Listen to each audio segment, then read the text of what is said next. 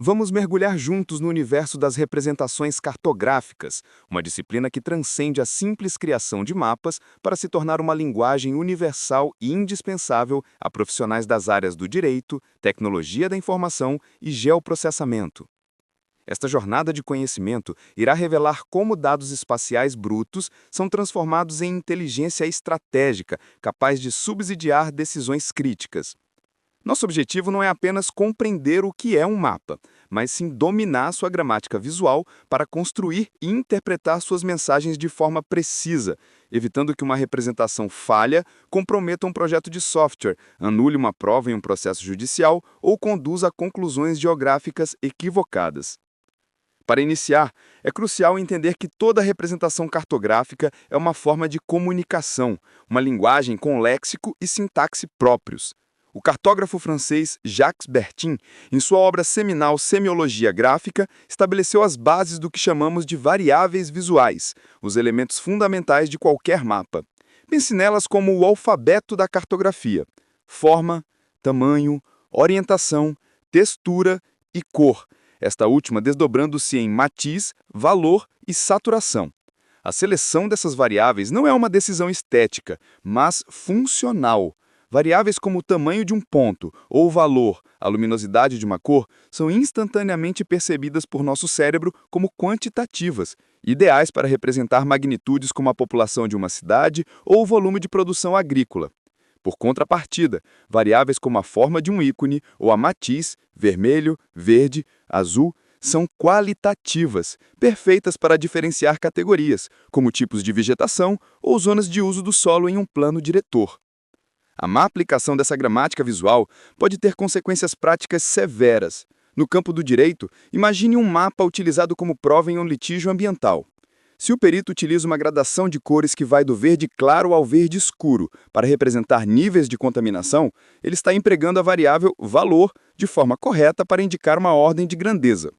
Contudo, se para diferenciar poluentes distintos, como mercúrio, chumbo e arsênico, ele utiliza pontos de tamanhos diferentes, comete um erro grave. Ele induz o observador a pensar que, onde o ponto é maior, o problema é mais grave, quando na verdade ele apenas queria diferenciar os elementos químicos. A variável correta para essa diferenciação seria a forma ou a matiz da cor. Para o profissional de tecnologia da informação que desenvolve um sistema de informação geográfica, um SIG, a biblioteca de símbolos deve ser construída sobre esses princípios. O sistema deve orientar o usuário a escolher a variável visual adequada para o tipo de dado que está sendo mapeado, impedindo que o software permita a criação de mapas tecnicamente incorretos e enganosos. Para o geógrafo, a escolha consciente dessas variáveis é a essência do seu trabalho na criação de um mapa temático, garantindo que a hierarquia visual destaque os fenômenos mais importantes e que a mensagem seja transmitida de forma clara e imediata. Com essa gramática em mente, podemos diferenciar os tipos de documentos cartográficos. Um mapa, uma carta e uma planta não são sinônimos. São produtos distintos, definidos principalmente pelo conceito de escala. A escala é a relação matemática entre a distância medida no papel ou na tela e sua correspondente no mundo real. É a lente através da qual observamos a realidade. Uma escala pequena, como 1 para 1 milhão, 1 para 1 milhão, oferece uma visão panorâmica, com pouco zoom, ideal para um mapa que mostra as rodovias de um país, sacrificando os detalhes. Por outro lado, uma escala grande, como para 1 para 1000, 1 para 1000, proporciona um zoom altíssimo, exibindo cada detalhe de uma área limitada, sendo a linguagem de uma plonta de um loteamento urbano ou de um projeto arquitetônico. As escalas intermediárias, como para 50.000, 1 para 50.000, são o domínio das cartas topográficas, documentos detalhados e sistemáticos usados para planejamento tático e navegação.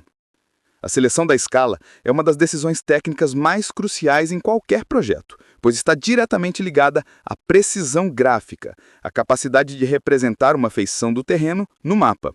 Considera-se que o olho humano não consegue distinguir detalhes menores que 0,2 milímetros no papel.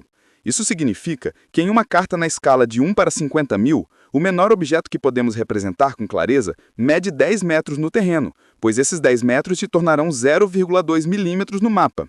Para um advogado que precisa contestar a licença de um empreendimento, esse conhecimento é vital. Ele pode argumentar que o mapa apresentado no estudo de impacto ambiental, em escala muito pequena, omitiu graficamente a existência de uma pequena nascente protegida por lei, tornando o estudo falho. Para o gestor de TI, a escala define a arquitetura de um serviço de mapas na web. O sistema servirá diferentes conjuntos de dados, ou tiles, em diferentes níveis de zoom, garantindo que o usuário veja ruas e avenidas em uma visão ampla e, progressivamente, lotes, edifícios e até bueiros, conforme a escala aumenta, otimizando a performance e a clareza da informação. Definida a representação e a escala, precisamos de um sistema para localizar inequivocamente cada ponto, um sistema de coordenadas. Um dos mais utilizados globalmente por sua praticidade é o Sistema Universal Transverso de Mercator, ou UTM. Ele projeta a Terra em 60 fusos, minimizando as distorções e sobre cada fuso estabelece um plano cartesiano, uma grid em metros, que facilita enormemente o cálculo de distâncias e áreas. No Brasil, é fundamental compreender que essas coordenadas devem estar atreladas a um sistema de referência geodésico ou DATUM. Desde fevereiro de 2015, por resolução do IBGE, o DATUM oficial do Brasil é o SIRGAS 2000, Sistema de Referência Geocêntrico para as Américas. Antes dele, o mais comum era o SAD 69. A diferença entre eles não é trivial. A mesma coordenada pode representar pontos no terreno com mais de 60 metros de diferença, dependendo do DATUM utilizado. Este é um ponto de atenção máxima para as três áreas.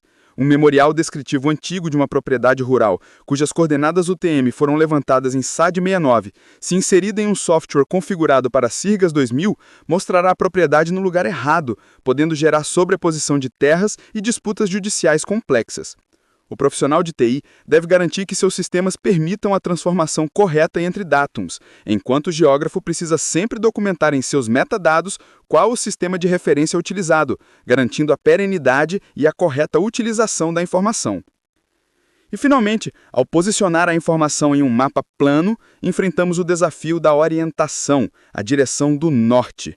Para o profissional, existem três nortes que devem ser compreendidos. O norte verdadeiro, ou geográfico, que é a direção do polo norte terrestre, um ponto fixo.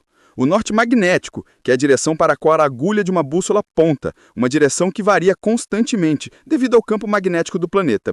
E o norte da quadrícula, que é a direção para cima nas linhas verticais na grid UTM.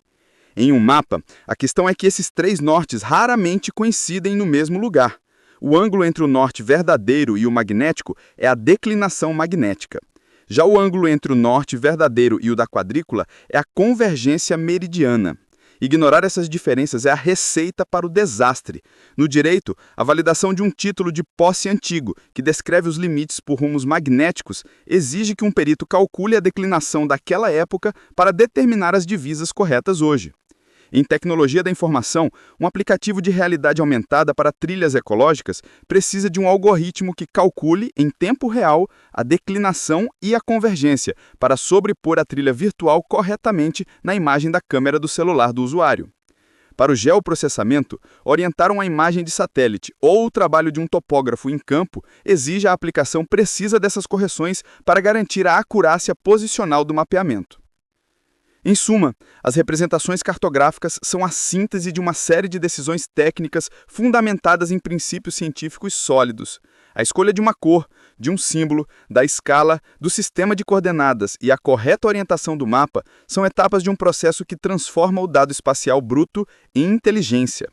As tecnologias modernas, como o sensoriamento remoto que nos alimenta com imagens e o geoprocessamento que nos dá as ferramentas para analisar tudo isso, apenas amplificam a importância desses fundamentos. Dominar essa linguagem visual e técnica não é mais um diferencial, mas uma competência essencial para advogados, engenheiros de software e geógrafos, que buscam extrair o máximo valor da dimensão espacial da informação para resolver problemas complexos, desde o planejamento urbano e a gestão ambiental até a logística e a defesa de direitos.